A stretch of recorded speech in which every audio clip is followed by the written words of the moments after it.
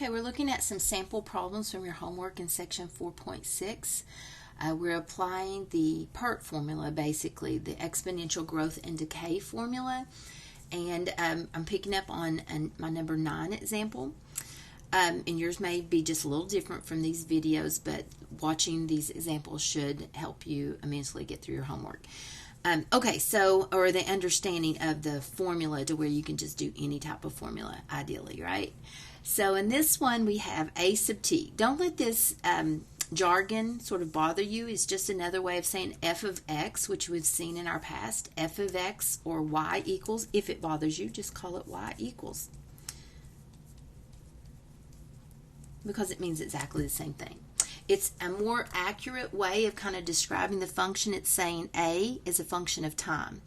So it's just our way of fancying up function notation, but it really does mean something. It means that the answer over here, the y output, is the a is affected, the initial amount that we plug into this is affected with a function of time, how much time goes on in the formula. So the t is sort of what the x would be in a traditional xy value. So a sub t would be like the y value, and t would be like the x value. So in kind of traditional way that we did it in generic terms earlier, but now we do in an actual application, they use more specific jargon. But it still just means y equals, the output equals. And this a sub 0 is the startup amount, the initial amount present. Or P, if we were talking about money, it'd be the principal that we started with. If we started with $2, $50, that's the startup amount in whatever kind of increments or measuring money or grams of a substance or whatever. All right, so let me get to it. So here's the problem number 9. It says find the half-life of a radioactive element which decays according to this formula. And again, we know it's decaying because it has a negative rate, where t is time in years. So it really doesn't matter if we started with 500 grams, 500 pounds, 5 million kilograms or whatever. It doesn't matter how much it started out as. We just want to know when is whatever that is half of itself. So we want y to be 1/2 of whatever a sub 0 is. Again, a sub 0 is just some unknown quantity of a substance. E is on our calculator. Here's the rate is given, and time is what we ultimately want to figure out. How long does it take the substance to half? So the first thing we do, because that's a multiplier, that a sub 0 is just a common multiplier on each side, we'll be able just to divide that out, make that go away. Just drop it off from each side. So this is what I consider the shortcut. I encourage you to use that whenever you feel comfortable with that. But every time you do a half-life, it's always half equals e to the rt, or ert. 1/2 equals ert. And that's because it really doesn't matter what this substance startup amount is. Like I said, if $5 or $5 million, the answer comes out the same. Or if it's in grams or whatever units of measurement. Whatever you start with, if you want it to come out to be half of that startup amount, that amount's going to cancel away from you, and you're just going to have half equals the e to the rt. So that's what I call a shortcut. I would start there for the shortcut. There's even a shorter shortcut we'll see come up in all these. You may have noticed even in the last video. Because then the next step to solve this is you take the ln of each side. When you take the logarithm, that brings this exponent down in front of your log as a multiplier. So you have ln of 1/2 equals this rate that was given, or this exponent given, in front of that as times ln e. Ln of e is always 1. So that kind of disappears on you, or multiplying by 1 won't be a factor.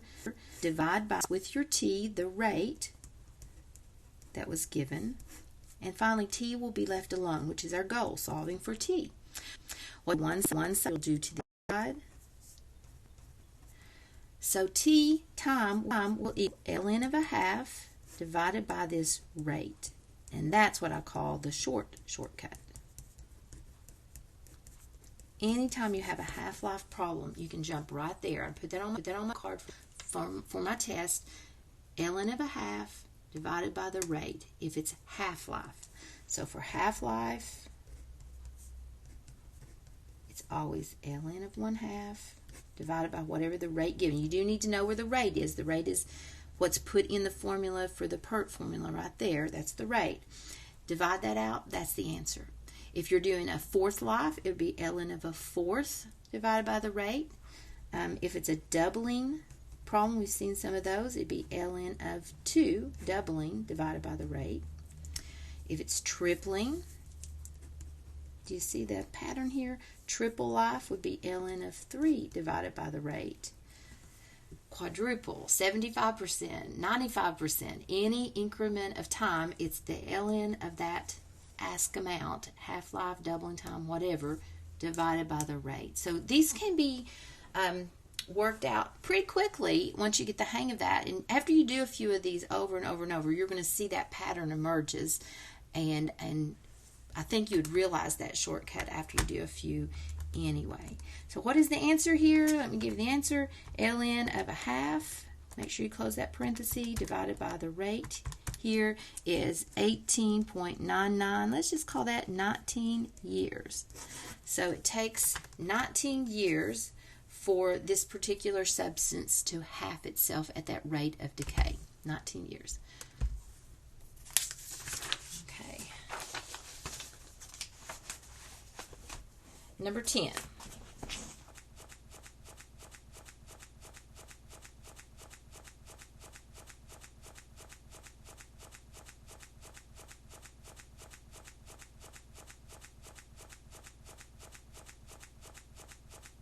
Things about how much carbon-14 is present in a substance. They measure that. There's a way they measure that. And so we're carbon dating a painting. And it says it's given by the formula y equals E the 8 and T. The paint contains 37% of its carbon-14. So date the paintings. How old are the paintings? So it said 37%.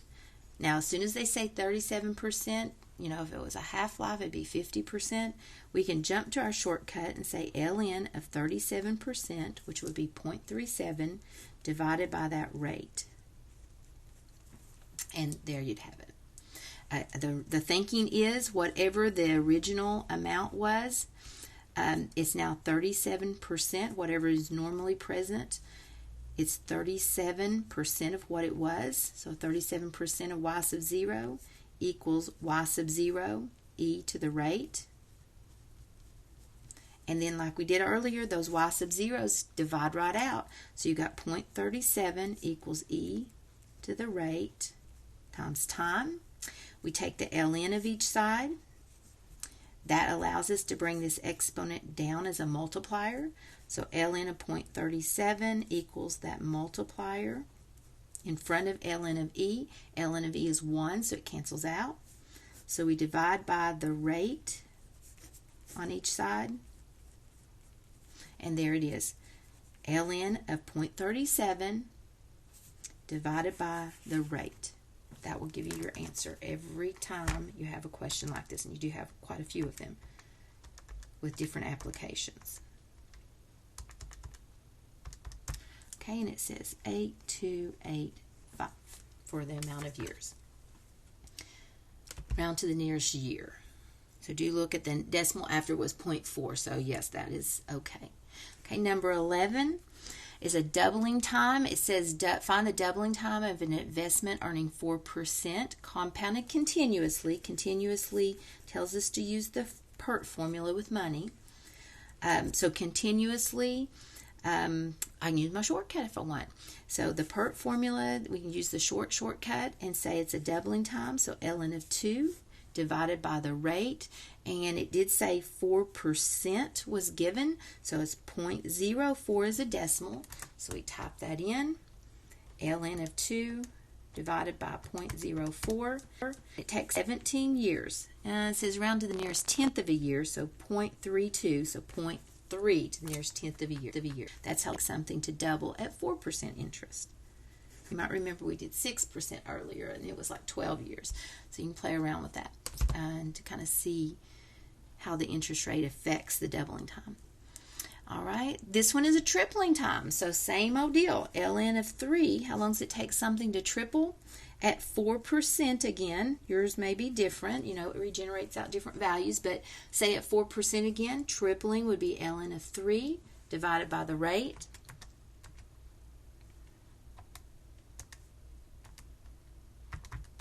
Calculator says 27 years, about 27, let's see, to the nearest tenth of a year, so 0.5 on mine. 27.5 years for something to triple at 4%.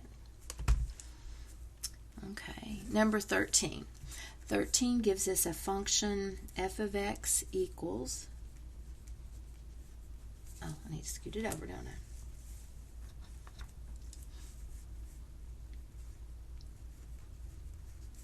All right, so that's the input formula, and that's given in the problem. Let me read it to you. It says, out-of-pocket spending in a country for healthcare expenses increased between 2004 to 2008 by this function. They've modeled this. We saw this earlier, I think, in a problem, something similar. Average expenditures per household is what they're modeling in dollars. So this equals how many dollars they spent. This is the original startup amount for the model in 2004. Which would be x equals 0. X equals 0 is the year 2004.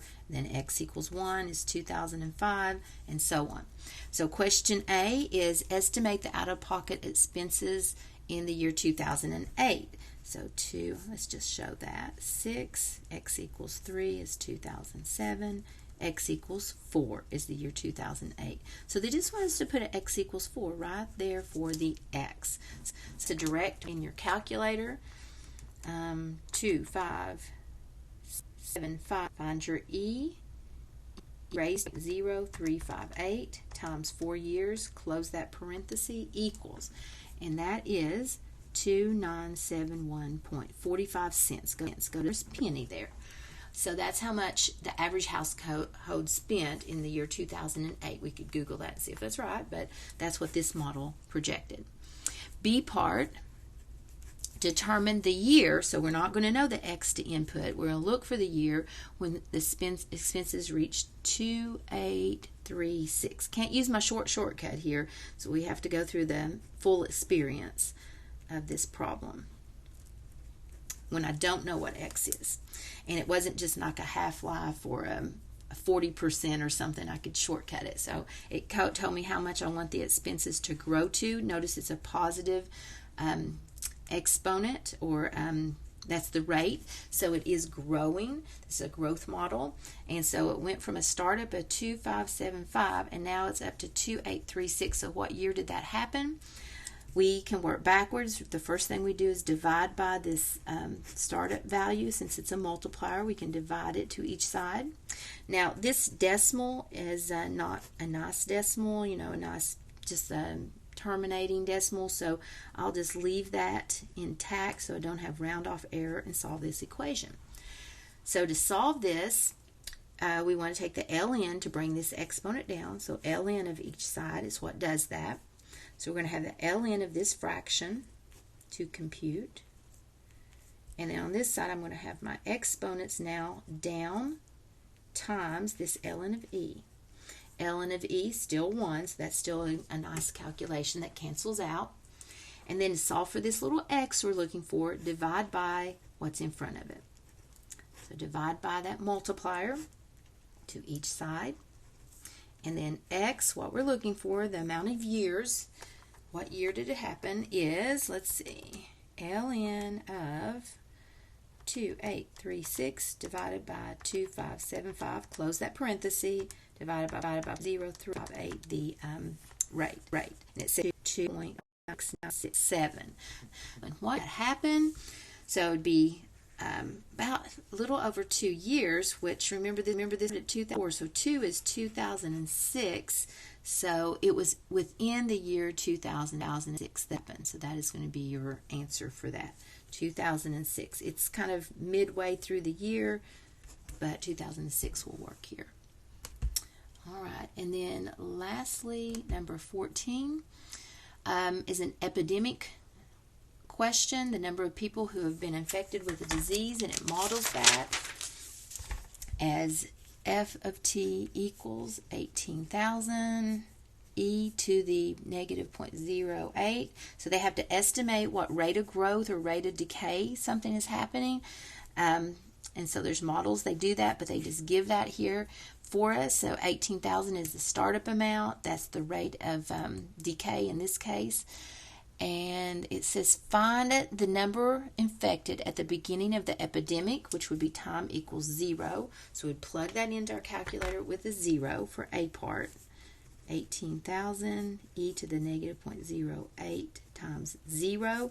Anything to the 0 power, e to the 0 power is 1. So it's going to be 18,000 times 1, and you can do it on your calculator as well. But that tells us the startup is that 18,000, what we expect to be in the P position. B part after 6 days, and this is based on days for time, so that it was in the reading. So time in days, 6. Type that on your calculator. And we'll save time here and say the last one is for 4 weeks. Now, in the reading, it says time is measured in days. So if it says 4 weeks, you can't put a 4 right there, right? So 4 weeks times 7 days in a week, we have to input 28 there. So we type that on our calculator. Let me just do that one for you to finish up.